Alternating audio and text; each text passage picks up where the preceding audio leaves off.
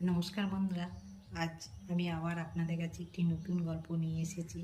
আজ আমার গল্পের নাম হল প্রতিযোগী। আরে মেয়েদেরকে ফুটবল খেলা দেখতে যেতে নেই কেন? কেন নেই? কারণ কি? আরে কারণ সবটা বলা যায় না, তবে মেয়েরা ফুটবল খেলা দেখতে যায় না, তুইও যাবি না, ব্যাস বললেই হলো। কেউ যায় না বা যাচ্ছে না বলে আমিও যাব না, তা হয় নাকি? আমি যাব। আমার খুব ইচ্ছা নিজের চোখে মাঠে ফুটবল খেলা দেখব।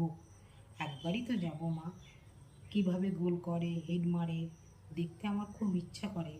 সবাই যখন গোল দেয়, গোল গোল করে চিৎকার করে, তখন কি রোমাঞ্চকর মুহূর্ত।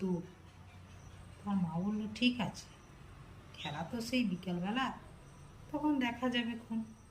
না, ভাই বাবার সঙ্গে সব জায়গাতেই তো যায়, আমিও যাই না কেন মা? তার মা বলল, বেশ ঠিক আছে, যাবি নে। এখানে একটি মেয়ে এবং তার মায়ের মধ্যে কথোপকথন হচ্ছে।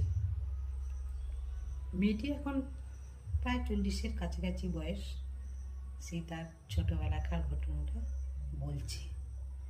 সেই প্রথম সে মাঠে খেলা দেখতে যাবে, তার মা তাকে বলেছে যে যাবি, সেই জন্য তার খুব আনন্দ হচ্ছে। তাই সে ছুটে যেয়ে বন্ধুদেরকে বলতে গেল যে সে আজকে মাঠে খেলা দেখতে যাবে। তাই সে তাড়াতাড়ি করে স্নান করে নিয়ে দুপুরের খাবারটা খেয়ে শুয়ে পড়ল। এবং ঘুম তো তার আসছে না আনন্দে, সে ভাবতেই থাকছে, ভাবতেই সেই মাঠের কথা। তারপরে আস্তে আস্তে কখন সে ঘুমিয়ে গেল। ঘুম ভাঙালো তার ভাই। ভাই তাকে ডাকাডাকি করছে, এমনভাবে ডাকছে মনে হচ্ছে যেন কিছু হয়েছে। সে ধরফর করে উঠে বসে এবং চোখটা রোগড়াতে থাকে। আরে চল চল, কত বাজে দেখ, খেলা দেখতে যাবি না? তার ভাই তাকে বলছে। সে তাড়াতাড়ি করে মুখটা ধুয়ে জামা পরে বেরিয়ে পড়ল। গ্রামের শেষ প্রান্তে একটা বড় মাঠ আছে, সেখানে আজ খেলা হবে। তবে এগুলো সব শোনা কথা, সে তো আগে এগুলো দেখেনি।